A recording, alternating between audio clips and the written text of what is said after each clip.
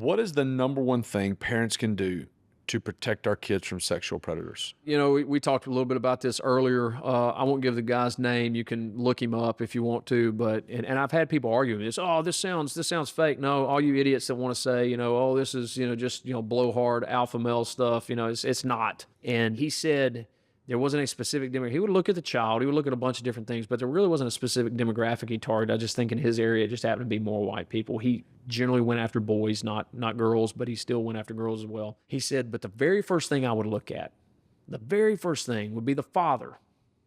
And if I perceive the father as a threat, I wouldn't go after that child.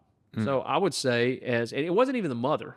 He would actually infiltrate mothers' lives. He continues on, I don't normally say this, he continues on the interview saying, especially single moms who are literally on the edge of a cliff, like just run down, working, kids and everything.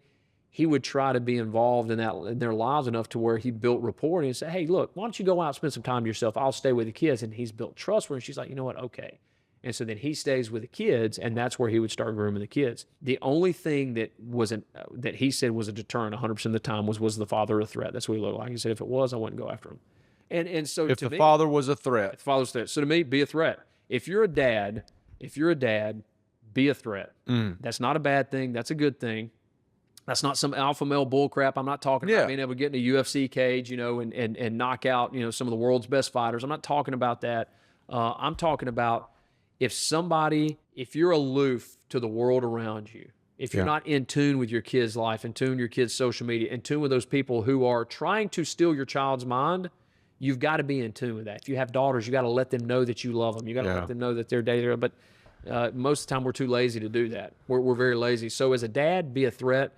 And as a mom, be cognizant that regardless of what the world says, you're not the same as a man, and another man's going to look at it and he's going to say, "Hey, I don't have a dude around that's a threat. Man, I'm going to try to slide in there and really win her over." That's just generally what you see. It's all psychological. It's like you said. It's not the candy in the van type thing anymore. It's not candy in the van. Smash and grab type deal. And being a threat doesn't mean that you're, everybody's, oh, the alpha male idea. It's probably more of a sigma male, to be honest with you. Yeah. You need to be in tune with the world around you. You need to be in tune with your kids, and you need to be ready to hit somebody in the face with an axe if they show up to mess with your kid. I mean, Absolutely.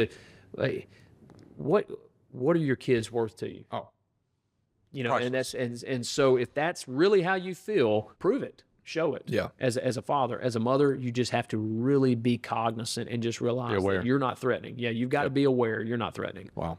What is the common theme you've seen in the lives of the kids that you'll rescue?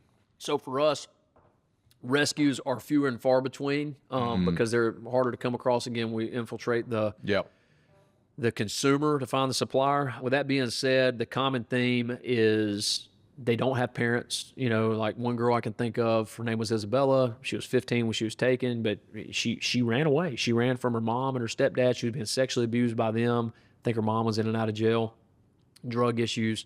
Went back to dad and brother. They weren't sexually abusing her, but her dad and her brother were physically abusing her. Again, drug issues, or I think alcohol with dad, drugs with mom, if I remember right.